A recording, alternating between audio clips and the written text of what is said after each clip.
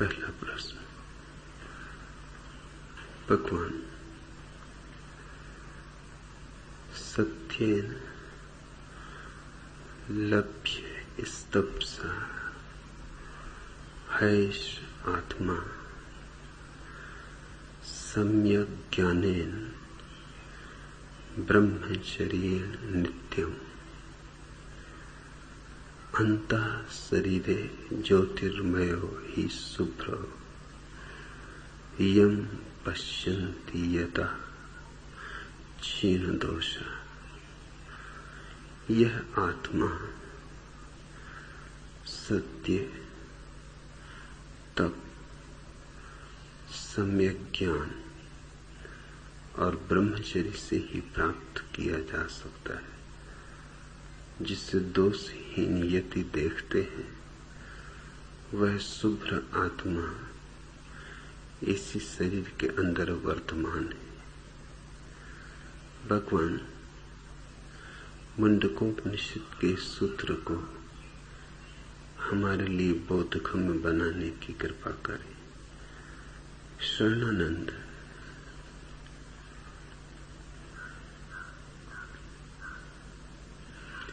यह सूत्र तो सरल है, पर हजारों वर्षों की व्याख्याओं ने इसे बहुत जटिल कर दिया है। ना समझ सुलझाने चलते हैं तो और उलझा देते।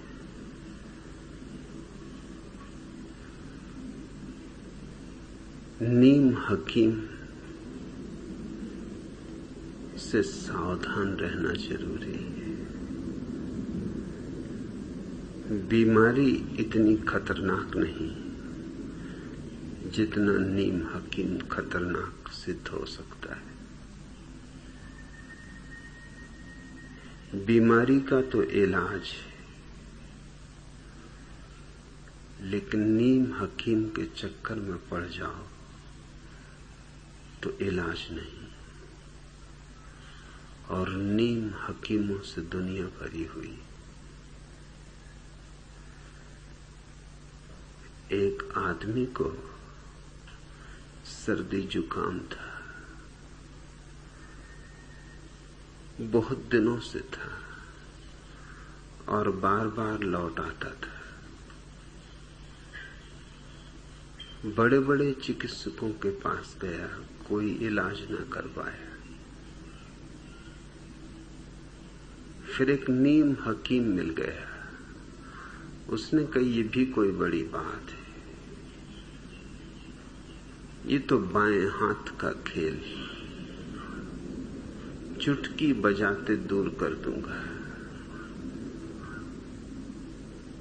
इतना करो, सर्दी की रातें हैं, आधी रात में उठो,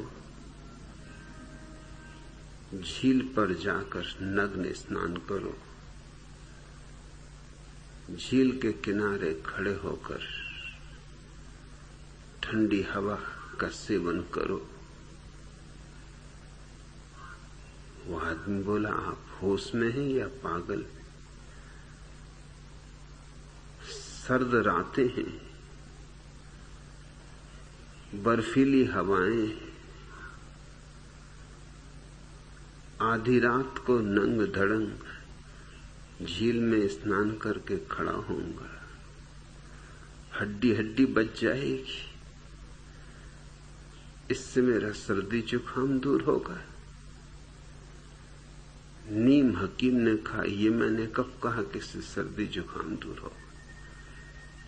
इससे तुम्हें डबल निमोनिया हो जाए, और डबल निमोनिया का इलाज मुझे मालूम।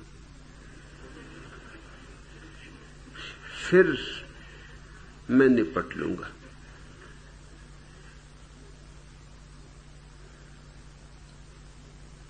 इस दुनिया में जीवन जटिल न होता अगर जीवन के व्याख्याकार तुम्हें न मिल गए होते। उन्होंने सर्दी जुकाम को डबल निमोनिया में बदल दिया है। यह सूत्र बिल्कुल सीधा साफ है, लेकिन जब तुम इस सूत्र को पढ़ोगे तो तुम सूत्र नहीं पढ़ रहे हो। सूत्रों के सुंदर शब्द आच्छादित हो गए हैं न मालूम कितनी व्याख्याओं से। जिससे जब तुम पढ़ोगे सत्य, क्या समझोगे? पढ़ोगे तब क्या समझोगे? पढ़ोगे सम्यक ज्ञान, क्या समझोगे? पढ़ोगे ब्रह्मचर्य, क्या समझोगे? शब्द तो बहुत दूर खो गए हैं जंगलों में व्याख्याओं की। तुम्हारे हाथ में व्याख्याएं रह गई।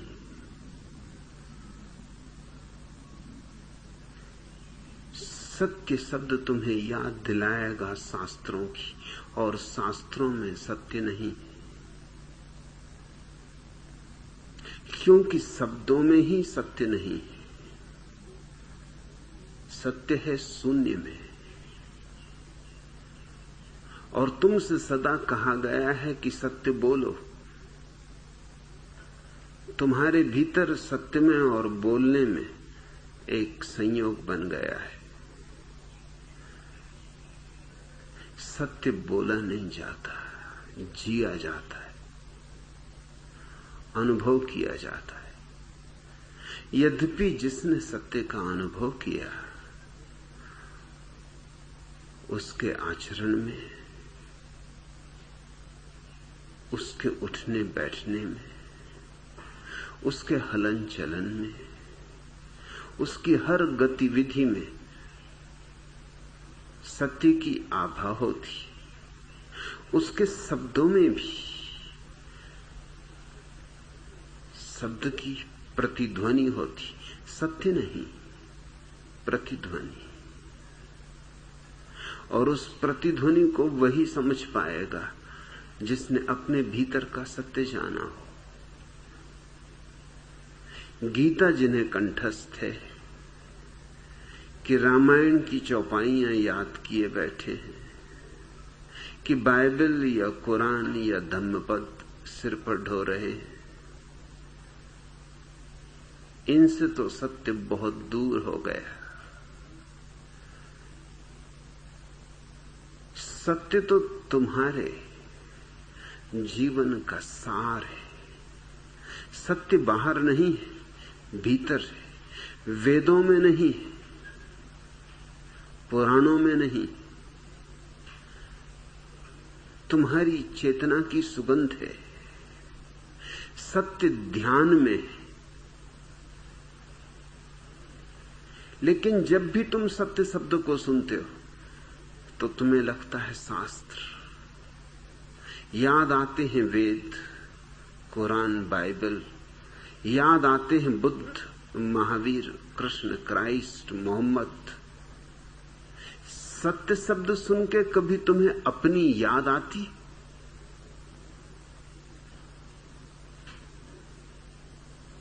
आनी वही चाहिए। न बुद्ध से सत्य मिलेगा, न कृष्ण से। सत्य मिलेगा तो अपने स्मरण से। मगर व्याख्याओं का घनघोर जंगल है।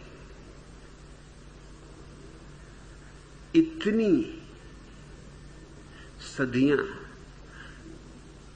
बीत गई हैं तुम्हें संस्कारित होते होते कि अब सीधी सादी बात भी बोध में नहीं आती, विकृत हो जाती, खंडित हो जाती, टूट फूट जाती, कुछ की कुछ हो जाती। सत्य है ध्यान की, शून्य की, निर्विचार की अनुभूति। उस अनुभूति में न विचार होते, न कल्पना होती, न तुम होते हो, क्योंकि तुम स्वयं भी एक कल्पना हो, एक विचार हो। अहंकार विचार की एक तरंग मात्र है, एक लहर। जहां सारी लहरें खो गई वहां अहंकार भी खो गया। सत्य है निरअहंकारिता की प्रतीति, उसका साक्षात्कार। लेकिन क्या ऐसा स्मरण आता है सत्य शब्द को पढ़ के? जब पढ़ोगे सत्येन लभ्य स्तप्सा है इस आत्मा, यह आत्मा सत्य है, तप है, सम्यक ज्ञान है, ब्रह्मचर्य है, तो क्या तुम्हारे मन में विचार उठते? तप से विचार उठता है। सिर के बल खड़े हुए लोग, उपवास करते हुए लोग, सूरज से आग बरस रही और वो अपने चारों तरफ धूनी रमाए बैठे हुए।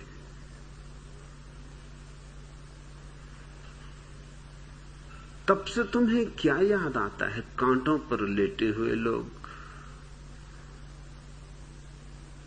सर्दियों में बर्फीली नदियों में नग्न खड़े लोग, कि गर्मियों में जलती हुई रेत पर पालथी मारे हुए बैठे हुए लोग, जटाजूटधारी, शरीर के दुश्मन, अपने को गलाने में लगे, सड़ाने में लगे, इस तरह के आत्महंताओं की याद आती। तब शब्द को सुन के याद आती उन लोगों की जो अपने को कष्ट देने में कुशल है। दुनिया में दो तरह के हिंसक हैं। एक वे जो दूसरों को सताते, ये छोटे हिंसक हैं, क्योंकि दूसरे को तुम सताओगे तो दूसरा कम से कम आत्मरक्षा तो कर सकता है, प्रत्युत्तर तो दे सकता है, भाग तो सकता है, पैरों पर गिर के गिड़गिड़ा तो सकता है, कोई उपाय खोज सकता है, रुस्बत दे सकता है, चापलूसी कर सकता है, सेवा कर सकता है, गुलाम हो सकता है। और दूसरे तरह के वे आत्महिंसक हैं जो खुद को सताते हैं। वहां कोई बचाव नहीं, वह हिंसा बड़ी। अब तुम खुद ही अपने को सताओगे तो कौन तुम्हें बचाएगा, कौन प्रतिकार करे? अपना ही हाथ अगर आग में जलाना हो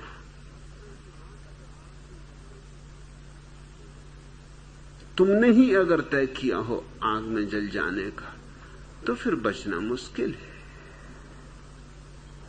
आत्महत्या करने वाले व्यक्ति को कैसे बचाओगे? कानून नियम बनाता है मगर बचा पाता है क्या? कानून बड़ा मूढ़तापूर्ण मालूम पड़ता है। कानून कहता है जो आदमी आत्महत्या करेगा उसको सजा मिलेगी। अभी बड़े मजे की बात, उसने तो आत्महत्या कर ही ली, अब तुम क्या खाक सजा दोगे? सजा तुम उसको दे सकते हो जो आत्महत्या कर रहा हो और कर न पाया हो, और जो आत्महत्या करना चाहता है, क्या इस दुनिया में उसे कुछ कमी है? इतने सरदार इतनी बसें चला रहे हैं, ट्रकें चला रहे हैं, देसी ठर्रा पिए हुए ट्रेनें चल रही हैं, मालगाड़ियां दौड़ रही हैं, झाड़ हैं, पहाड़ हैं, नदी है, समुद्र है। जिसको आत्महत्या करनी है इस बड़े जगत में, कोई उसे बचा सकता है? कैसे बचाओगे? कोई नहीं बचा सकता। हां, पकड़ा जाता है वह व्यक्ति जो करना नहीं चाहता था, यूं ही करने का बहाना कर रहा था, करने की तरकीब कर रहा था कि उसका कुछ प्रभाव पड़ जाए। धमका रहा था। स्त्रियां आत्महत्या के बहुत उपाय करती, 2-4 गोली खा लेंगी नींद की, मगर इतनी कभी नहीं खाती कि मर जाएं। इतनी ही खाती हैं कि तुमको थोड़ी मुसीबत में डाल दें, कि अब डॉक्टर को बुलाओ, कि पुलिस से छिपाओ, कि अब डरो उनसे, कि अब दोबारा तुमने जो भूल की थी अब ना करना, अब उनकी मान के चलना। ये उनकी तरकीब है, ये गांधीवादी तरकीब है, अपने को सता के तुम पर कब्जा पाने की।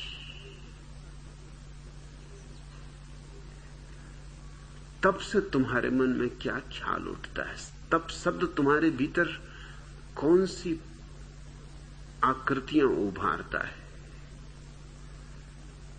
आत्मदमन, आत्मप्रीड़न, लेकिन तब से इसका कोई संबंध नहीं। तब का ठीक ठीक अर्थ इतना ही होता है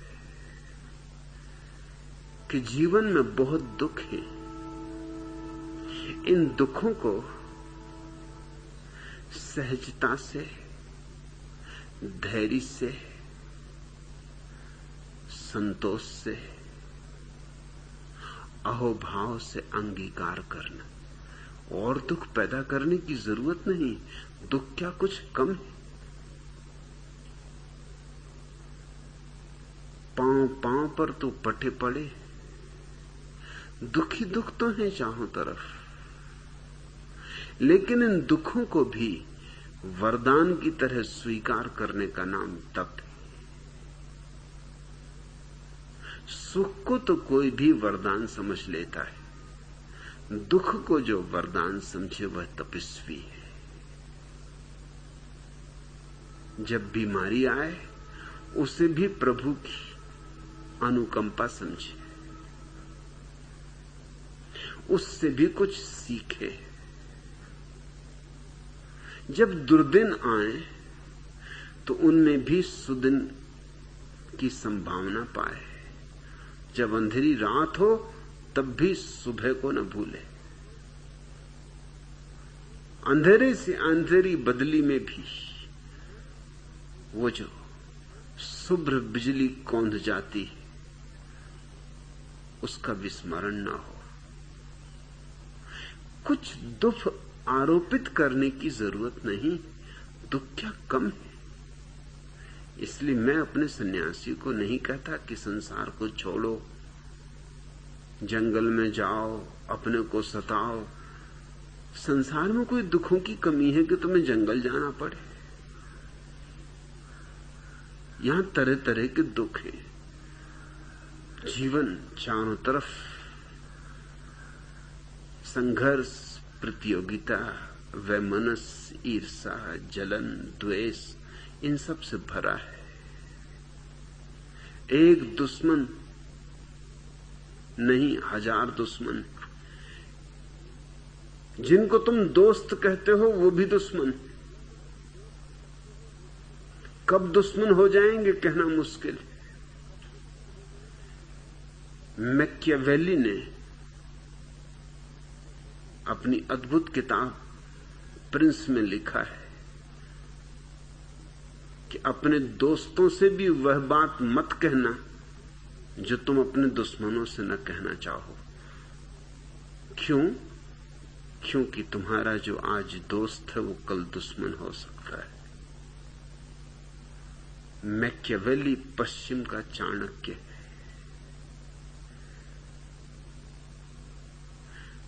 दोस्त से भी मत उघाड़ना अपने हृदय को, क्योंकि वो भी नाजायज लाभ उठाएगा किसी दिन, फिर तुम पछताओगे।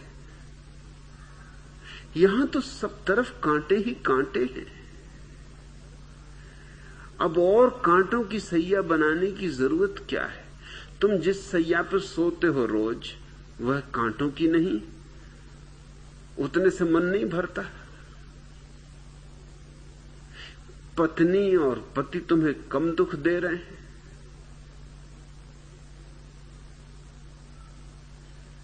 मैंने सुना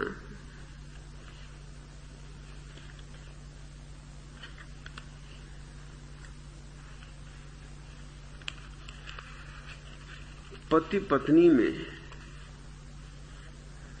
पति के देर से घर लौटने पर झगड़ा हो रहा था। पत्नी बोली, अगर आप आइंदा रात 9 बजे के बाद आएंगे तो मैं आपको छोड़कर किसी और से शादी कर लूंगी। पति ने कहा, तब तो पड़ोस वाले गुप्ता जी से ही कर लेना। पत्नी ने आश्चर्यचकित होते हुए पूछा, गुप्ता जी से ही क्यों? पति ने शांति से उत्तर दिया, मैं उनसे बदला लेना चाहता हूं। यहां कुछ कमी है। एक दोस्त अपने संगी साथी से कह रहा था, बारिश आने वाली है, मुझे बड़ा डर लग रहा है, मेरी पत्नी बाजार गई हुई। उसके मित्र ने कहा, इसमें डरने की क्या बात है? अरे बारिश कुछ उसे गला तो न देखी, कोई मिट्टी की तो बनी नहीं। बहुत बारिश आ जाएगी तो किसी दुकान में घुस के खड़ी हो जाएगी। मित्र ने कहा, इसी का तो डर है। जिस दुकान में घुस जाती वहीं उधारी करके आ जाती। इस जिंदगी में तुम दुख तो देखो, कुछ कमी है, तब करने कहां जा रहे हो?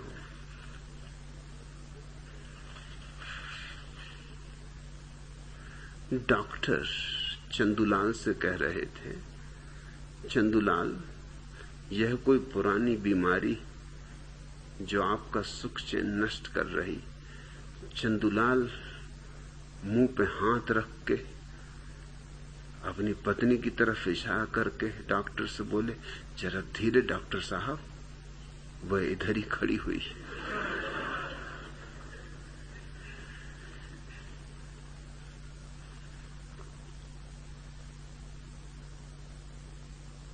एक पुरुष और एक स्त्री पार्क में बैठे बहुत जोर जोर से बातें कर रहे थे।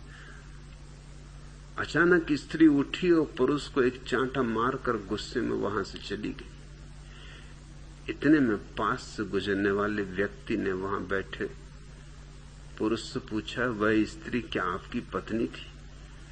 इस पर पुरुष ने बड़े तैस में आके जवाब देते हुए कहा, और नहीं तो क्या, तुम मुझे इतना बेगैरत इंसान समझते हो कि मैं किसी ऐरी गैरी स्त्री से चांटा खा लूंगा?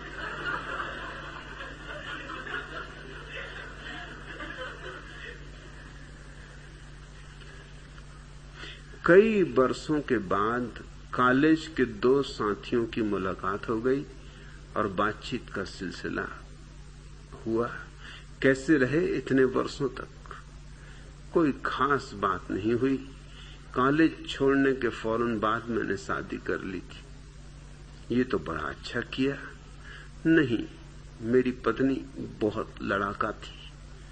ओह, इससे जीवन जहर हो गया होगा। नहीं, इतना बुरा भी नहीं हुआ। दहेज में 5000 रुपए मिले थे, उससे तो बड़ा फायदा हुआ होगा। नहीं, उस रकम से मैंने दुकान कर ली, लेकिन बिक्री ही नहीं होती थी, तब तो बड़ी मुसीबत रही होगी। नहीं, बुरा भी नहीं हुआ। युद्ध काल में दुकान बड़े भाव में बेच दी, 10,000 का नकद फायदा हो गया। यह बहुत अच्छा किया तुमने। नहीं, इतना अच्छा भी नहीं हुआ। उस रकम से मैंने एक मकान खरीद लिया और मकान में आग लग गई। यह तो बड़ी बदकिस्मती रही। नहीं, इतनी बदकिस्मती भी नहीं रही, मेरी पत्नी भी उसमें जल गई। यहां जिंदगी में क्या कमी है?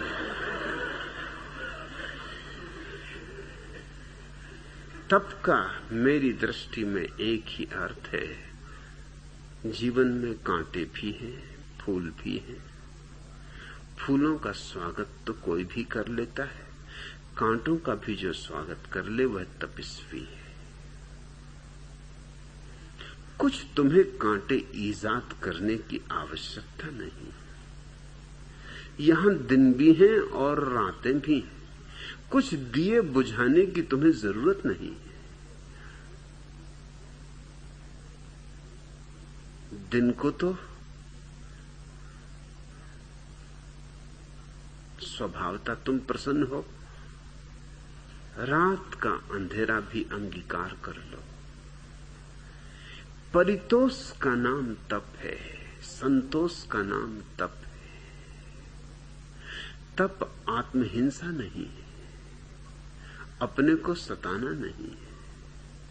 सताना तो हर हाल बुरा है, किसी को भी सताओ, तुम भी उसमें सम्मिलित हो।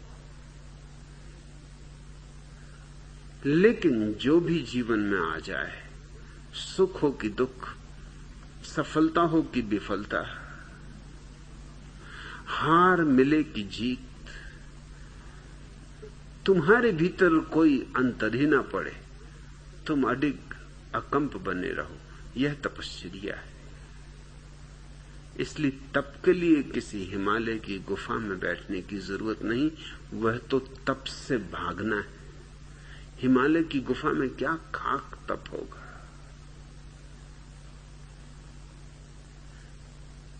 जीवन चुनौती है प्रतिपल, और हर चुनौती छिज जाती है कटार की तरह, उसे फूल की तरह स्वीकार कर लेना तपस्या है। इसलिए ना तो सिर के बल खड़े हो, न धुनी रमाओ, न भभूत लगाओ, न जटाजूट बढ़ाओ, न उपवासे मरो। इस सब की कोई जरूरत नहीं। परमात्मा ने जीवन में सुख और दुख को बिल्कुल समतुल बनाया है। जीवन में हर चीज समतुल है, नहीं तो अस्तित्व बिखर जाए। इसमें समतुलता होनी ही चाहिए। जितना सुख उतना दुख, जितने रात उतने दिन, जितनी सफलताएं उतनी असफलताएं, तुम दोनों को समभाव से ले सको तो तप। लेकिन तुम्हारी व्याख्याओं ने बड़ी मुश्किल कर दी। तुम्हारी व्याख्याओं ने तुम्हें न मालूम क्या क्या सिखा रखा है।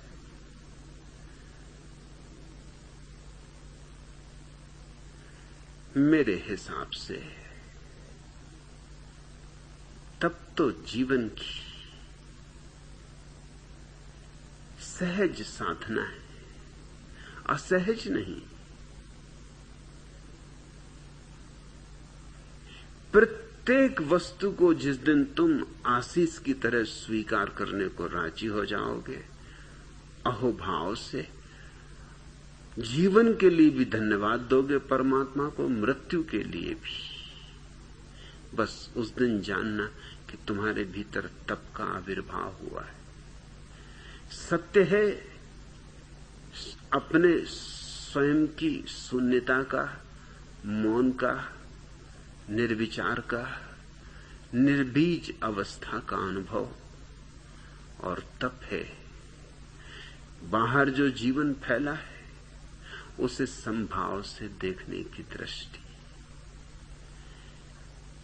फिर तीसरा शब्द है सम्यक ज्ञान। यह शब्द यूं तो हिंदू शास्त्रों में पाया जाता है, मुंडकोपनिषद में है, बौद्ध शास्त्रों में पाया जाता है, जैन शास्त्रों में पाया जाता है। लेकिन जैनों ने इस शब्द पर अपनी आधारशिला रखी, उन्होंने इसे बहुमूल्य माना है। लेकिन अगर जैन पंडित से पूछोगे तो सम्यक ज्ञान का अर्थ होता है जो ज्ञान जैन शास्त्र में है, वो सम्यक ज्ञान। जो ज्ञान जैन शास्त्र में नहीं किसी और शास्त्र में है, वो असम्यक ज्ञान। जैन शास्त्र शास्त्र, अजैन शास्त्र कुशास्त्र। जैन गुरु गुरु, अजैन गुरु कुगुरु।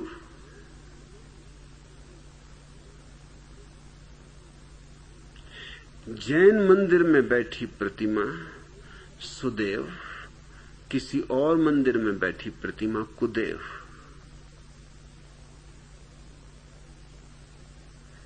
इतने अद्भुत शब्द को, इतने प्यारे शब्द को ऐसा बिगाड़ा, ऐसा गंदा किया। सम्यक ज्ञान का अर्थ होता है ठीक ठीक जानना। सम्यक शब्द का अर्थ होता है ठीक, जैसा है वैसा जानना। एक ही शर्त पूरी करनी जरूरी है। जैन होना जरूरी नहीं, हिंदू या मुसलमान होना जरूरी नहीं, एक शर्त पूरी करनी जरूरी है। और उस शर्त में तुम बड़े चकित होगे। तुम्हें जैन होना, बौद्ध होना, हिंदू होना, मुसलमान होना छोड़ना होगा। अगर सम्यक ज्ञान को पाना है तो तुम्हें वे सारी धारणाएं छोड़ देनी होंगी जो तुम्हारे ज्ञान को सम्यक नहीं होने देती। जब तुम पहले से ही कोई धारणा लेके चलते हो तो तुम उसे कैसे देखोगे जो है? तुम तो वही देखोगे जो तुम देखना चाहते हो। तुम्हारी आंखों पर तो एक पर्दा है, तुम्हारी आंखों में तो एक चित्र रमा है, एक चित्र बसा है। उसी चित्र के आधार से तुम यथार्थ को देखोगे। ऐसा देखना असम्यक ज्ञान। अगर कुरान बीच में आ जाए या गीता, महावीर या बुद्ध, तो तुम जो जानोगे वो असम्यक ज्ञान। कोई बीच में ना आए, तुम सीधा सीधा जानो। जानने की क्षमता तुम्हारी निर्मल हो, स्वच्छ हो, किसी पूर्व ग्रह से आच्छादित नहीं, किसी पूर्व धारणा से भरी नहीं, दर्पण की तरह हो। जो सामने आए उसे झलका दे, जैसा है वैसा झलका दे। यूं न कहे कि इस शकल को मैं न दिखाऊंगा क्योंकि ये शकल सुंदर नहीं। कहते हैं बाबा तुलसीदास को कृष्ण के मंदिर में ले जाया गया तो उन्होंने झुकने से इंकार कर दिया। उन्होंने कहा मैं नहीं झुकूंगा, मैं तो धनुर्धारी राम के सामने ही झुकता हूं।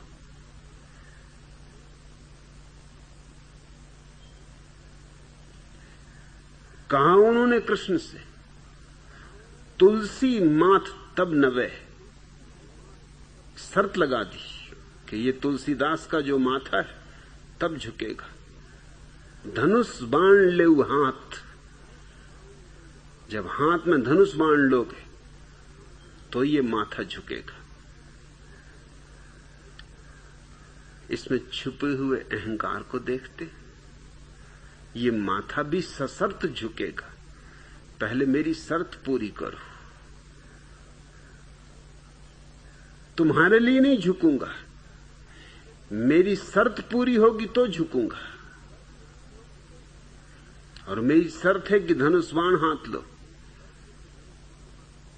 कृष्ण में क्या खराबी थी, बांसुरी में क्या बुराई थी? धनुष बाण से तो बेहतर ही, धनुष बाण से तो ज्यादा विकसित। धनुष बाण से तो बहुत प्यारी, मगर नहीं, अपनी धारणा है। और ये कुछ तुलसीदास का ही रोग नहीं, ये पीलिया सभी की आंखों पर छाया हुआ है। मैं छोटा था, जैन घर में मैं पैदा हुआ। मेरे संगी साथी तो हिंदू थे, उनके साथ मैं मंदिर जाता। तो मेरे उम्र में बड़े जो जैन लड़के थे वो मुझसे कहते माथा मत झुकाना। ये अपने भगवान नहीं, ये हिंदू मंदिर है, ये कोई जैन मंदिर नहीं।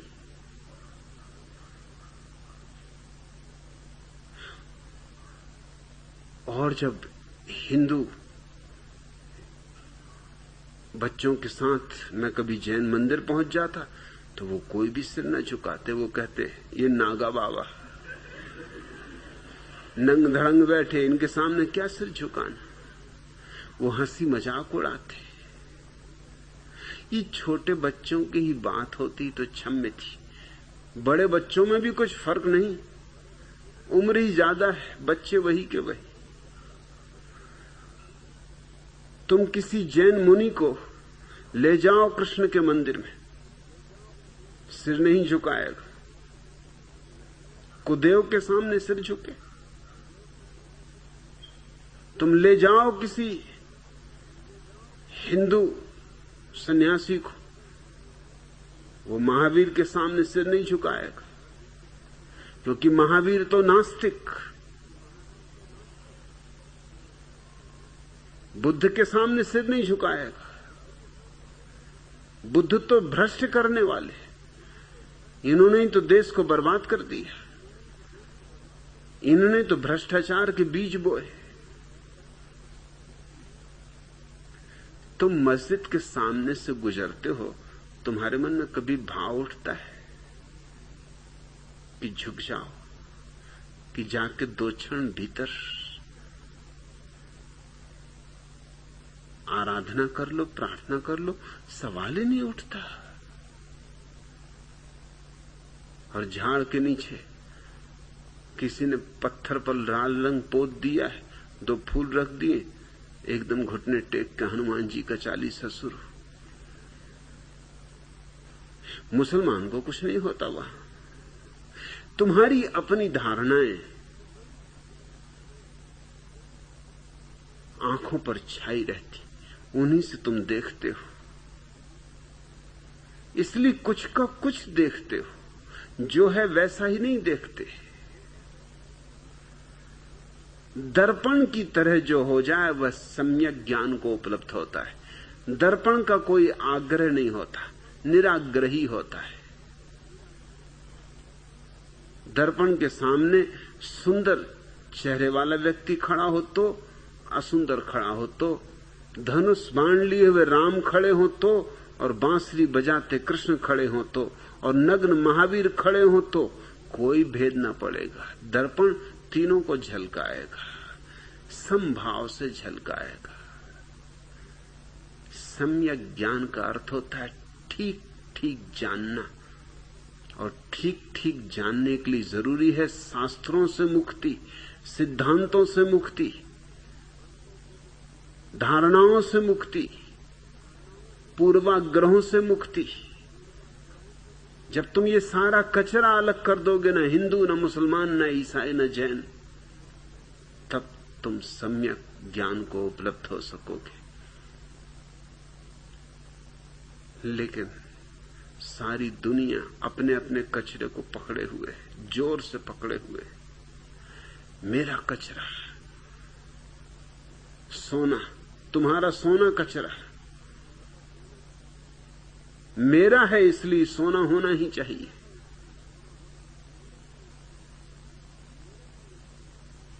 सम्यक ज्ञान जैसा प्यारा शब्द अपनी सारी गरिमा खो दिया। और ब्रह्मचर्य से तुम क्या अर्थ लेते हो? जब ये शब्द तुम्हारे कान में पड़ता है तो तुम्हारे भीतर क्या अर्थ उमकते हैं? तो ब्रह्मचर्य से तुम्हारी धारणाएं बड़ी अजीब है। मेरे एक मित्र थे लाला सुंदर लाल,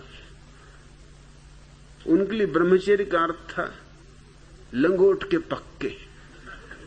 वही अधिकतर लोगों का अर्थ है, लंगोट के पक्के। कस के लंगोट बांधा तो ब्रह्मचर्य। तुम कितने कस के लंगोट बांध लो, इससे कुछ ब्रह्मचर्य नहीं हो जाएगा।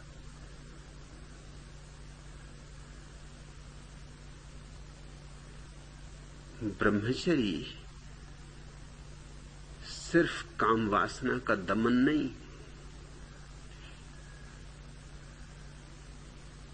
काम वासना का रूपांतरण है और दोनों में जमीन आसमान का भेद है।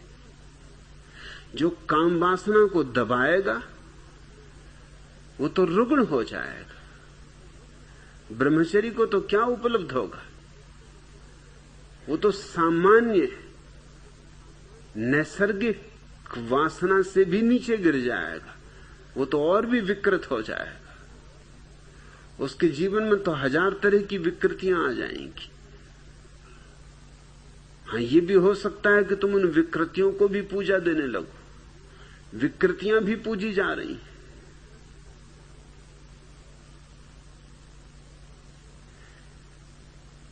दबाया अगर तुमने अपनी काम वासना को, तो वो उभर के निकलेगी। हाँ, नए नए ढंग से निकलेगी कि तुम पहचान ना सको। नई शक्ल लेगी, नए वस्त्र पहनेगी और निकलेगी। अभी मोरारजी देसाई ने 4-6 दिन पहले ही एक वक्तव्य में कहा कि जब मैं प्रधानमंत्री था और कनाडा गया तो उनकी उम्र करीब 83 वर्ष थी। तब 83 वर्ष की उम्र में भी उनको कनाडा में देखने योग्य चीज क्या अनुभव में आई? वो था नाइट क्लब, जहां कैबरे नृत्य होता है। स्त्रियां अपने वस्त्र उघाड़ उघाड़ के फेंक देती, धीरे धीरे नग्न हो जाती।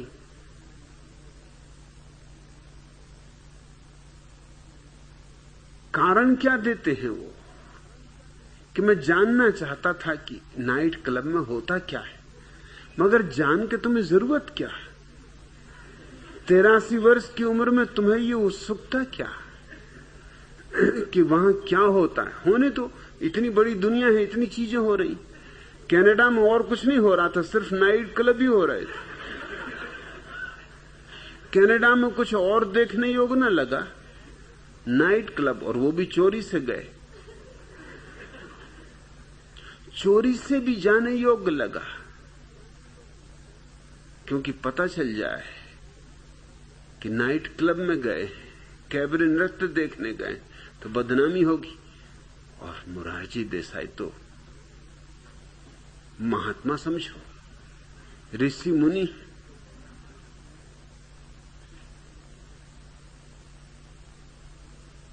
मगर उन्होंने ये बात अब क्यों कही? अब कही उसके पीछे और कारण। गुजरात विद्यापीठ के विद्यार्थियों के सामने वो अपने ब्रह्मचर्य की घोषणा कर रहे थे, उसमें ये बात भी कह गए कि मेरा ब्रह्मचर्य वहां भी डिगा मगा नहीं। 83 वर्ष की उम्र में कैबरे नृत्य देखने गए, ब्रह्मचर्य डगा नहीं उनका।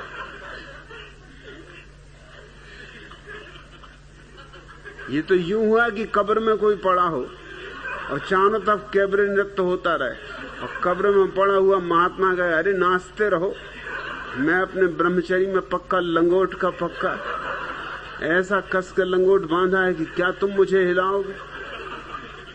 तो उन्होंने बड़ा रस लेके वर्णन किया है कि जैसे मैं अंदर गया, 4 सुंदर स्त्रियां जो मुझे पहचान गई, क्योंकि अखबारों में उन्होंने तस्वीर देखी होगी, आंखें एकदम मेरे पास नाचने लगी, हाव भाव प्रकट करने लगी। मगर मैं भी बिल्कुल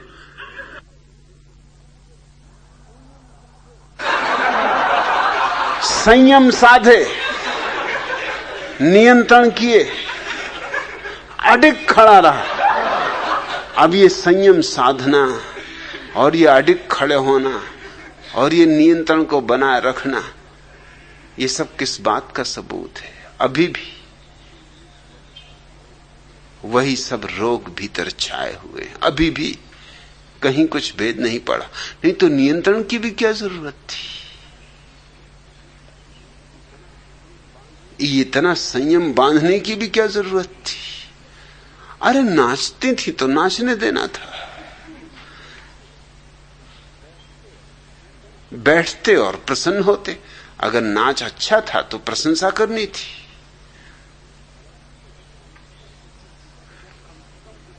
या कम से कम कुछ न बनता तो थोड़ा नाचते।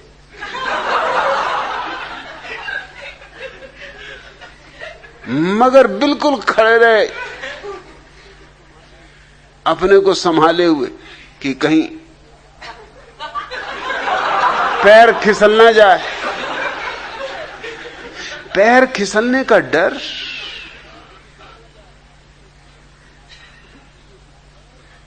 ये विकृतियां हैं। फिर आदमी विकृतियों से निकलता है।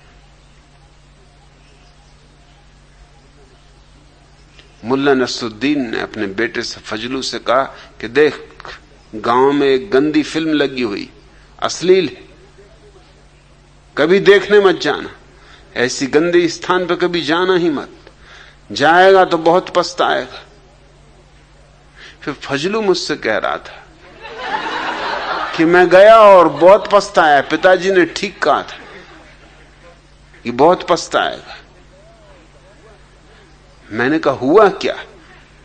उसने कहा हुआ ये कि पिताजी ने जो कहा था सब ठीक निकला। उन्होंने दो बातें कही थी, एक तो ऐसी चीजें देखने मिलेंगी जो नहीं देखनी चाहिए, और दूसरा कि बहुत पछताएगा। दोनों बातें हुई। उनका फिर भी मैं समझूं कि क्या क्या हुआ। उसने कहा पहली बात तो ये हुई कि पिताजी वहां देखने को मिले। उन्होंने कहा था कि ऐसी चीजें देखने मिलेंगी जो नहीं देखनी चाहिए, और दूसरा मुझे देखते ही उन्होंने पिटाई की कि तू यहां क्यों आया। सो बहुत पछताया भी। हालांकि पिटते हुए मैंने इतना जरूर पिताजी से पूछा कि आप क्यों यहां आए, तो उन्होंने कहा मैं तुझे देखने आया कि कहीं फजलू गया तो नहीं है। क्या क्या मजे दुनिया में चलते हैं। फजलू को देखने गए थे फिल्म में बैठे हुए।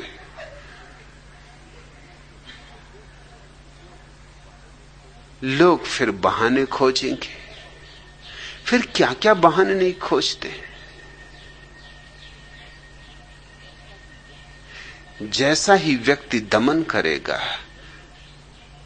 वैसे ही उसके भीतर जो दमित वेग है वो पीछे के दरवाजों से रास्ते बनाने लगेंगे।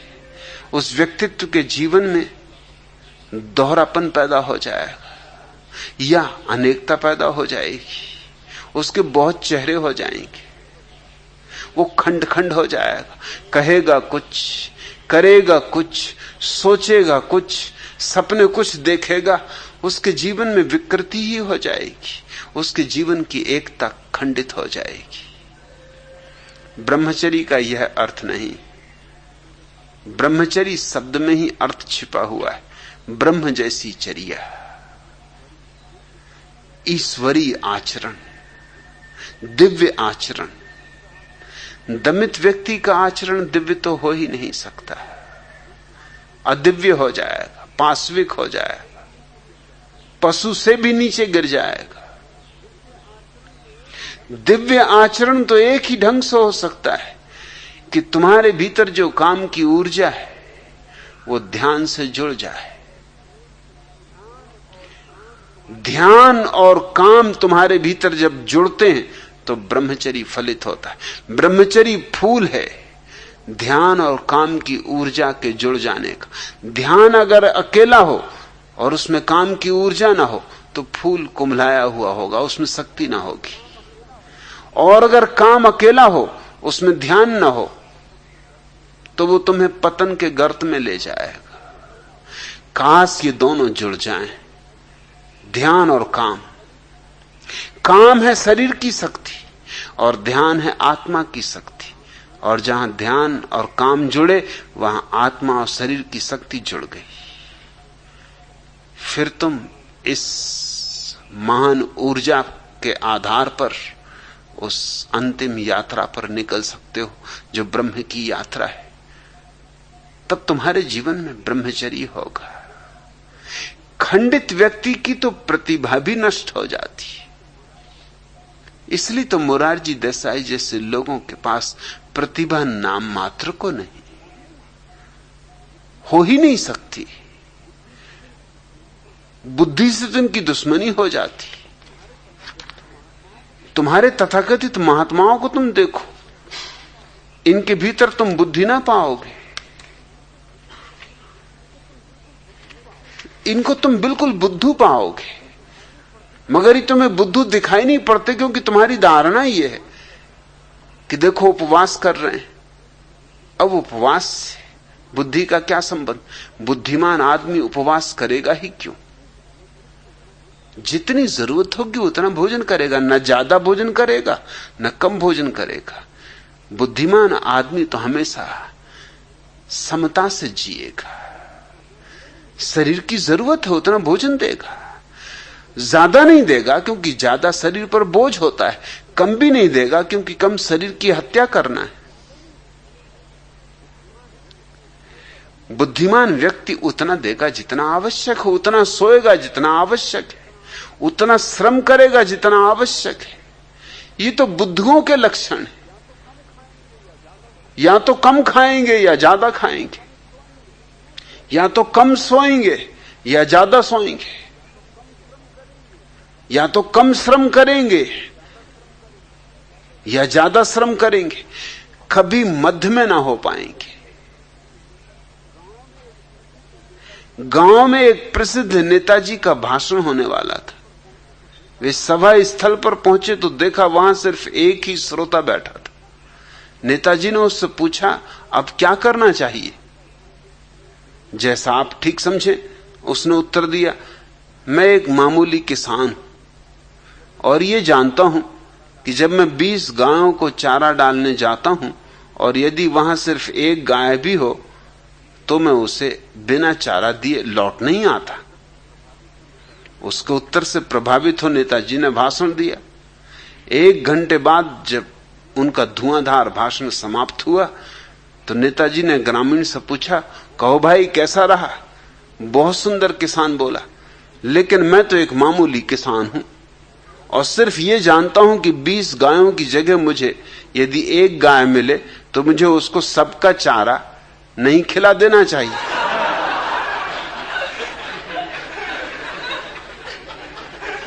और आपने यही किया कि गाय तो एक और 20 गायों का चारा मुझ गरीब को खिला दिया। बस भागी भागी तभी तरह कि कब भागूं, मगर अकेला हूं, भाग भी नहीं सकता। अब आपकी आंखें भी मुझी पे गड़ी हुई। कई बहाने खोजे मगर कोई बहाना हाथ ना आए। अच्छा भी ना लगे कि अब अकेले आदमी मैं ही भाग जाऊं तो फिर भाषण कैसे चलेगा और नेताजी क्या सोचेंगे, बुरा इनके मन को ना लग जाए। मगर इतना कहता हूं कि आगे जरा ख्याल रखें, जब गाय एक हो तो 20 गाय का घास उसके सामने ना डालें।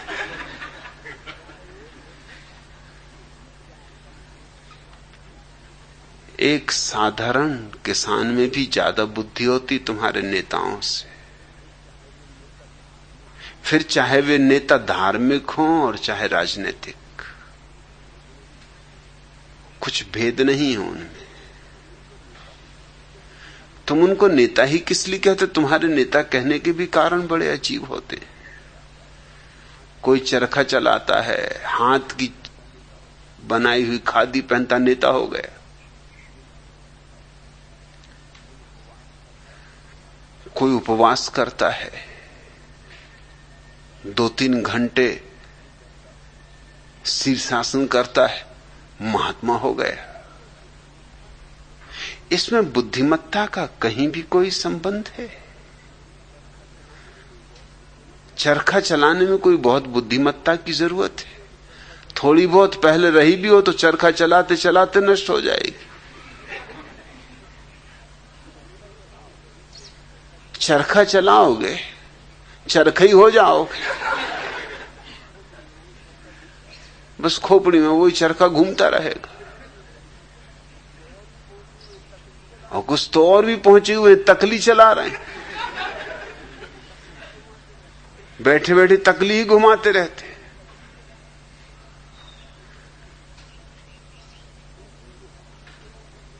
तुम जिनको धार्मिक कहते हो, जिनको तुम महात्मा कहते हो, कभी सोचो भी इनके भीतर कहीं भी कोई प्रतिभा का लक्षण दिखाई पड़ता है, कोई मेधा दिखाई पड़ती है। और अगर मेधा ही ना हो तो ब्रह्मचरी नहीं है, ये समझ लेना। क्योंकि ब्रह्मचरी का और क्या सबूत हो सकता है? सबसे बड़ा सबूत होगा प्रतिभा की अभिव्यक्ति, प्रतिभा के हजार हजार फूल खिल जाना, प्रतिभा के कमल खुल जाना, प्रतिभा की सुगंध उड़ जाना।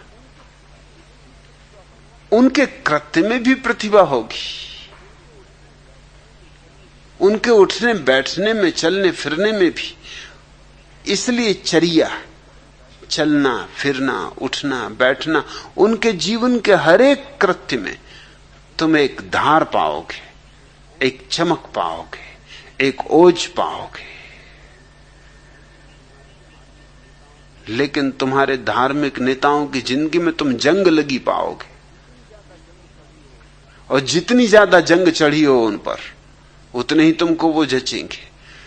क्योंकि तुम्हारी धारणाएं, तुम्हारी मान्यताएं। अब कोई आदमी खड़ा है 10 साल से, खड़े श्री बाबा हो गए। 10 साल से खड़े हो, इससे क्या प्रतिभा का लेना देना है? दुनिया में कौन सा सौंदर्य बढ़ रहा है तुम्हारे खड़े होने से? कौन सी संपदा बढ़ रही, कौन सा सुख बढ़ रहा है, कौन सी शांति बढ़ रही?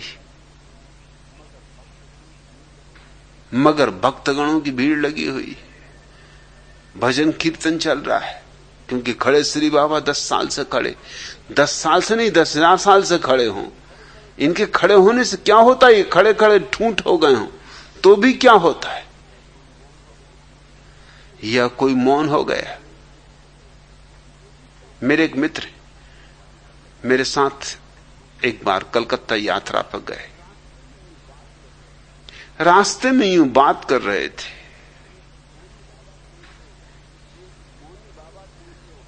एक मौनी बाबा थे, उनके वो भक्त थे। मैंने उनसे पूछा कि मौनी बाबा में तुम्हें क्या खास बात दिखाई पड़ती? अरे उनका खास बात, आज 20 साल से मौन है। मैंने कहा इसमें तो कुछ खास बात नहीं।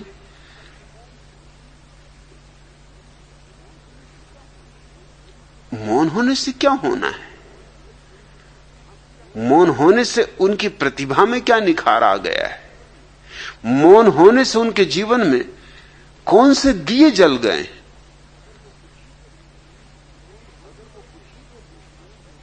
अगर वो बुद्धू थे 20 साल पहले, तो मौन होने से और बुद्धू हो गए होंगे।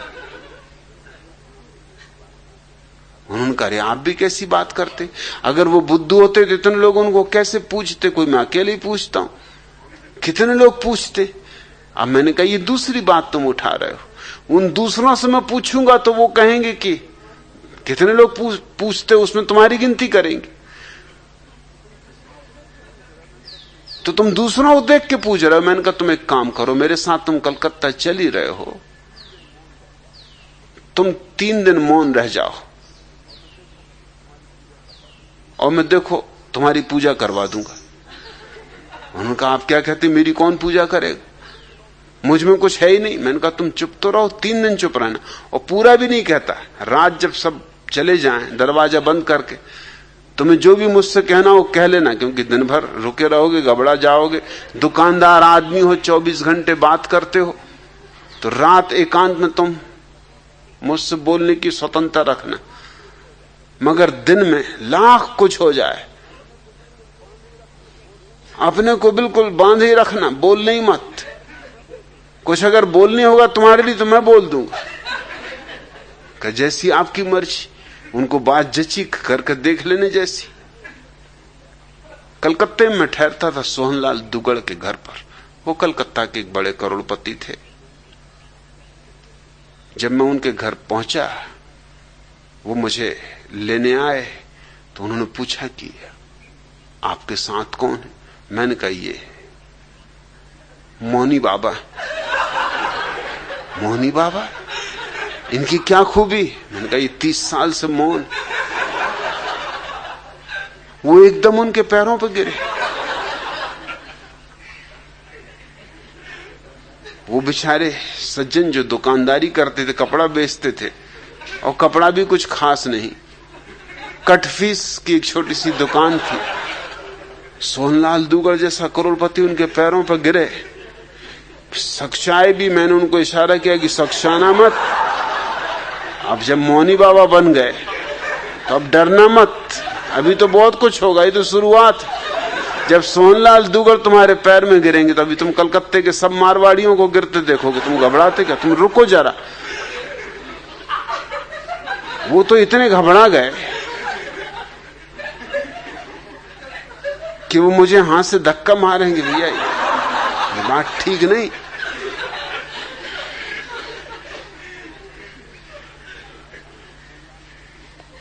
घर पहुंचे, सोहनलाल ने जल्दी से अपनी पत्नी को बुलाया कि मौनी बाबा।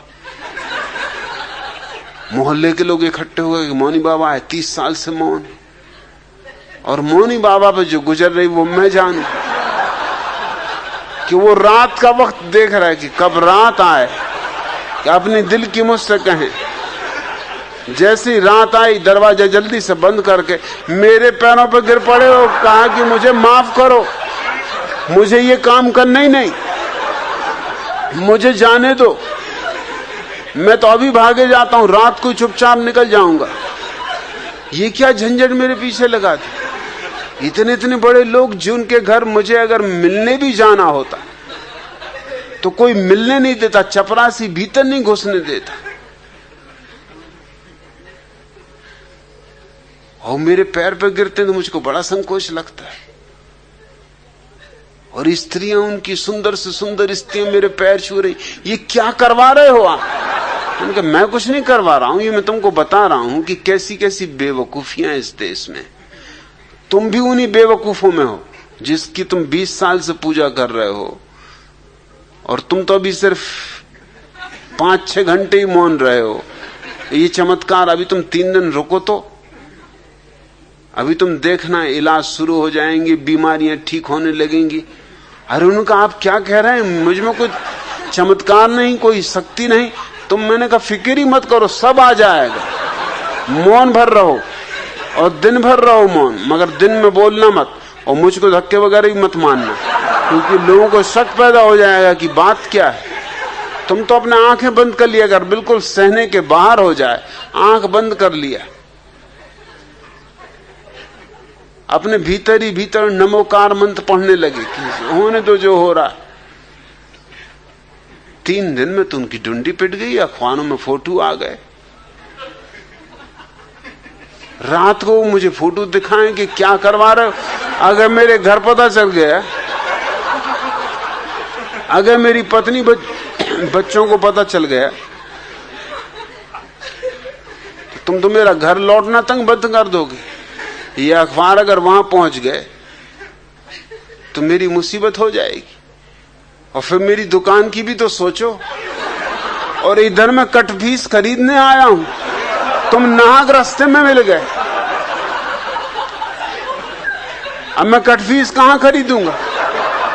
ये कलकत्ते का बाजार तो खत्म, क्योंकि जिनके आस में कटफीस खरीदता था वो लोग भी मेरे पैर छू रहे हैं, और कई तो मुझे गौर से देखते भी हैं कि शक्ल कुछ पहचानी मालूम होती।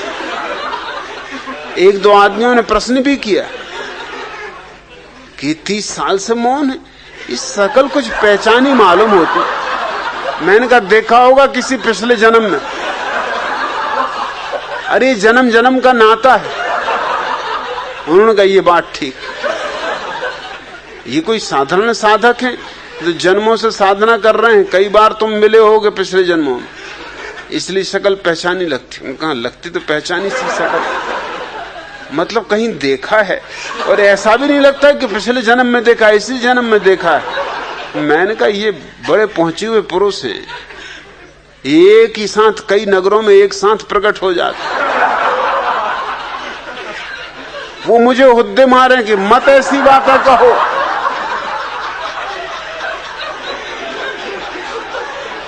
मेरी कमीज खींचे। मत कहो भैया, ऐसी बात है मत कहो, ये बिल्कुल झूठ बातें हैं। मगर लोग मान रहे हैं। मिठाइयां आने लगी, फल आने लगे, और रात मुझको कहें कि क्या करवा रहे हो, इतनी मिठाइयां फल में कहां ले जाऊंगा, तुम ले जाना, घर बाल बच्चों को मोहल्ले में बंटवा देना। स्टेशन पर जब उनको लोग छोड़ने आए, कटफिश तो वो खरीद ही नहीं पाए, क्योंकि अब कहां कटफिश खरीदे, कोई देख ले कटफिश खरीदता कि मौनी बाबा कटफिश खरीद रहे हैं। रास्ते भर मुझ पे नाराज रहे कि और सब तो ठीक, मगर कलकत्ते का बाजार खराब करवा दिया, अब मैं कलकत्ता कभी न जा सकूंगा। मैंने उसका तुम घबराओ मत, तुम एक काम करो, दाढ़ी बढ़ा लो, अगली बार जब कलकत्ता जाओ दाढ़ी मूछ बढ़ा के चले जाना। हाँ, उनका ये बात जस्ती। मैंने कहा फिर वो लोग कहेंगे कि देखा है कहीं, तो कहना अरे देखना वगैरह तो चलता रहता है, कई लोगों की शक्लें एक जैसी होती हैं, और ना हो तो मैं साथ आ जाऊं। उन्होंने कहा नहीं, आपके तो साथ आने की कोई जरूरत ही नहीं, आपके साथ तो मैं कभी कहीं जाऊंगा नहीं। अगर ट्रेन में मुझे पता भी चल गया कि आप सफर कर रहे हो तो उस ट्रेन से उतर जाऊंगा। और मेरे पैर पकड़ के कहने लगे इतना कृपा करो कि ट्रेन में किसी को खबर ना हो। मतलब ये ट्रेन के लोग तो जबलपुर भी जाएंगे मेरे साथ ही, अगर वहां तक खबर पहुंच गई तो सब चौपट समझो। मेरी पत्नी मुझे मुश्किल में डाल देगी कि तुमसे किसने कहा था कि तुम मौनी बाबा बनो, और तुम कहां से 30 साल मौनी बाबा रहे। 3 दिन के लिए घर से गए और 30 साल मौनी बाबा हो गए। फिर दोबारा जब मैं कलकत्ता जाता था तो लोग उनकी जरूर पूछते थे कि मौनी बाबा नहीं आए, कब आएंगे। मैंने कहा आएंगे, जरूर आएंगे। उनको स्वागत सत्कार ज्यादा पसंद नहीं, वो बहुत नाराज हो गए हैं कलकत्ते से, इतना हूम धड़ाक उनको बिल्कुल पसंद नहीं। वो सीधे साधे आदमी मौन एकांतवास करते।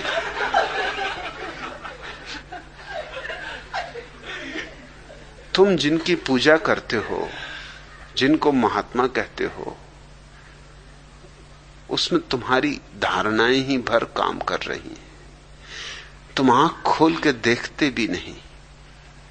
ब्रह्मचर्य घटित होगा तो अपूर्व ज्योति प्रकट होगी। वही इस सूत्र का अर्थ है। सत्येन लभ्य स्तप्सा है इस आत्मा, सम्यक ज्ञानेन ब्रह्मचर्येण नित्यम। यह आत्मा अभी मिल जाए, मिली ही हुई है, बस इतना ही चाहिए कि तुम सत्य को जान लो। शून्य में जीवन के सुख दुख में संभाव रखो, तप को पहचान लो। कूड़ा करकट उधार ज्ञान हटा दो, ताकि जो जैसा है उसे वैसा ही देख सको, सम्यक ज्ञान फलित हो। और तुम्हारे भीतर जो शरीर की ऊर्जा है, काम ऊर्जा, और जो तुम्हारी आत्मा की ऊर्जा है, ध्यान ऊर्जा, काम और ध्यान का मिलन हो जाए, काम और राम का तुम्हारे भीतर मिलन हो जाए, तो बस यह आत्मा अभी मिली, इस क्षण मिली। अंतः शरीरे ज्योतिर्मयो ही शुभ्रो।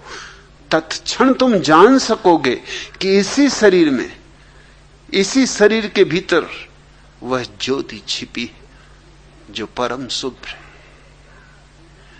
यम पश्यन्ति यथा क्षीण दोषा। ऐसा उन्होंने देखा है जिन्होंने सारे दोषों से अपने को मुक्त कर लिया है। और यही वे दोष है, विचार दोष है, इसके कारण तुम शून्य नहीं हो पाते।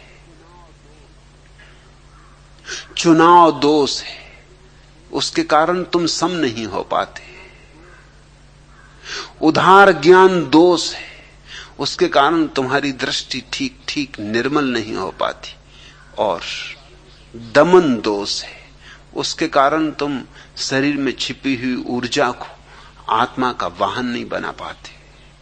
नहीं तो शरीर की ऊर्जा अश्व की भांति है, तुम उस पर सवार हो जाओ, उसके मालिक हो जाओ, और तुम जान लोगे अपने भीतर छिपे हुए उस परम आलोक को, जिसका ना कोई प्रारंभ है और ना कोई अंत, जो शाश्वत है।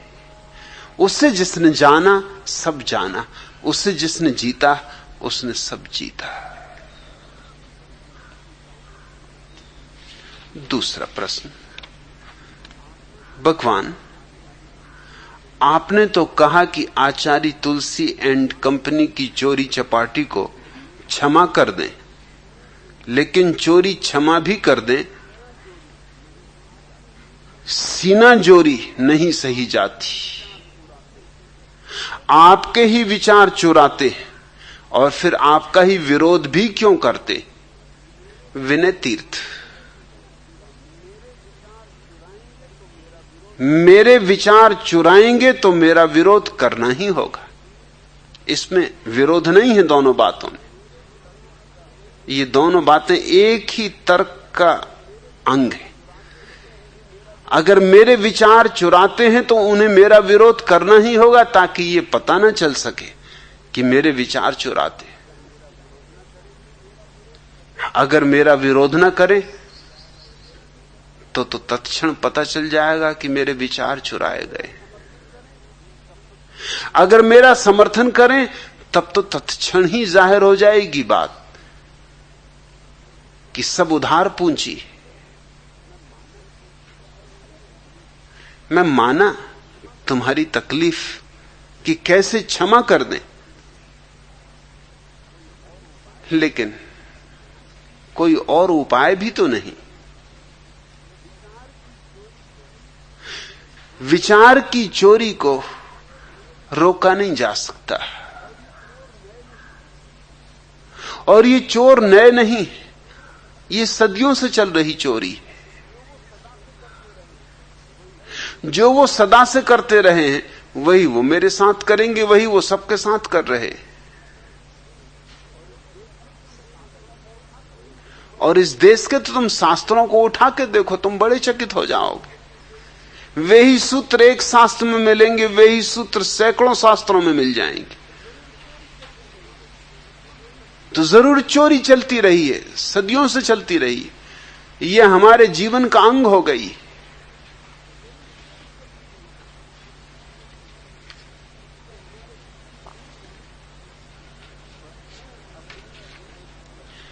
बस में अपनी जेब कटती देख यात्री ने शोर मचाया। जेब कतरा उसे पकड़कर थाने लाया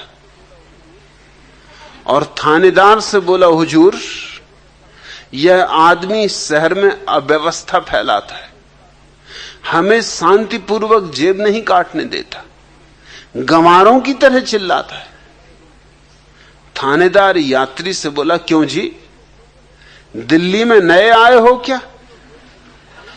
नए नहीं आए तो फिर भांग खाए हो क्या?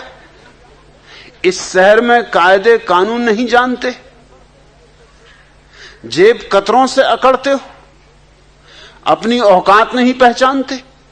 यह संभ्रांत जेब कतरा बिना तुम्हारे शरीर को आघात पहुंचाए अपना काम कर रहा था। इसे धन्यवाद देने की बजाय चिल्लाते हो। गांधी के देश में शांति और अहिंसा का मजाक उड़ाते हो। अगर ये तुम्हें छुरा घोंप देता, घोंट देता तुम्हारा गला, कर लेता अपहरण, तब क्या कर लेते तुम और क्या कर लेते हम? खुद अपने ऊपर चाकू चलवाते और दोष पुलिस को लगाते। फिर ये पढ़े लिखे जेब कतरे जेब ना काटें तो कहां जाएं? क्या करें? भूखे मरें, कुएं में पड़ें, इलेक्शन लड़ें, डिग्रियों को चबाएं? सबके सब तो नेता नहीं बन सकते भाईजान। चिल्लाने से आपदाएं नहीं टलती, उन्हें आराम से सहना सीखो। शहर में आए हो तो शहरियों की तरह रहना सीखो। मेरा मुंह क्या देख रहे हो? चलो बगल के कमरे में जाओ और जेब कतरे जी से चुपचाप अपनी जेब कटवाओ। करो भी क्या विनय तीर्थ? चुपचाप जेब कटवाओ। और ये उल्लू तो हर जगह मिलेंगे, हर साख पे उल्लू बैठे। इनसे बचा भी तो नहीं जा सकता, कोई उपाय नहीं। इनकी जय जयकार करो। तेरी जय हो उल्लू भैया, तेरी जय हो। तुम ही हो अपने पूज्य पिताजी, तुम ही हो मेरी मैया। तेरी जय हो उल्लू भैया। तुम निर्धन के हो दुश्मन, पूंजीपतियों के चाचा। जिसने भी आंख दिखाई झट उसको पड़ा तमाचा। सब तेरे आगे पीछे करते हैं ताता थैया। जय हो उल्लू भैया, तेरी जय हो उल्लू भैया। जितने भी